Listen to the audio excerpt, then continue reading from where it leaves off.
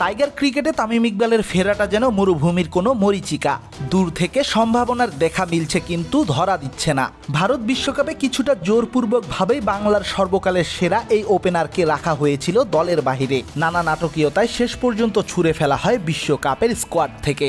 ওই যে বলে না, জোর যার মুলুক তার। টাইগার ক্রিকেটে অনস্বীকার্য অবদান রাখা তামিমও যেন নিজ চোখে উপলব্ধি করেছেন সর্বলোকে বলা সেই প্রবাদটা।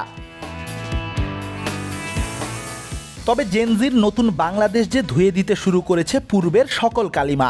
মুখ বন্ধ রেখে সহ্য করা এতদিনের সব অন্যায়ের বিরুদ্ধে বদলাতে শুরু করেছে মানুষের মুখের ভাষা। স্বাধীন বাংলায় থাকবে না কোনো পক্ষ বৈষম্য। যার যেটা পাওনা সেটা বুঝে পাওয়াটা প্রতিটি মানুষের কাম্য। নতুন সময়ে এই প্রত্যয়ে আবারও আশা জাগিয়েছে টাইগার লাল সবুজ জার্সিতে খান সাহেবের ফিরে আসাটা। 2023 সালের সেপ্টেম্বরে জাতীয় দলের হয়ে শেষবার মাঠে নেমেছিলেন তামিম ইকবাল খান। এরপর থেকেই আছেন জাতীয় দলের বাহিরে।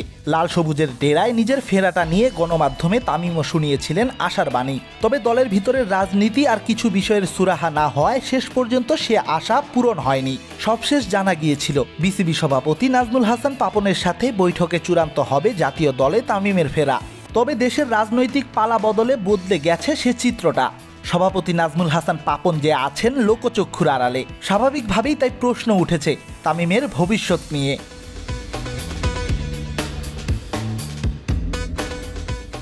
সোমবার পাকিস্তান সিরিজের টেস্ট স্কোয়াড জানাতে মিরপুর হোম অফ ক্রিকেটে কথা বলেছেন টাইগারদের চিফ সিলেক্টর গাজী আশরাফ হোসেন লিপু। সংবাদ সম্মেলনে ঘুরে ফিরে আসে Tamim Iqbal and the national team issue.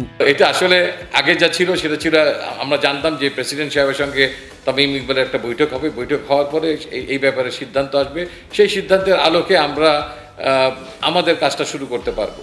তবে আমার মনে হয় যে যেহেতু অনেক কিছুই বদলে যাচ্ছে, সো দ্যাট সেই আলোকে নিশ্চয়ই তামিম ইকবালের অ্যাটলিস্ট মতামতটা তো তার সঙ্গে কথা বলে আমার জানার ক্ষেত্রে কোনো অসুবিধাই নেই। প্রধান নির্বাচকের ইঙ্গিতটা বেশ পরিষ্কার। যেহেতু সব বদলে যাচ্ছে, সেক্ষেত্রে তামিমের ফেরাটাও এখন আলোচনার ব্যাপার। বোর্ডের সাথে খান সাহেবের পরবর্তী বৈঠকেই হয়তো সমাধানে পৌঁছাবে দুটি পক্ষ।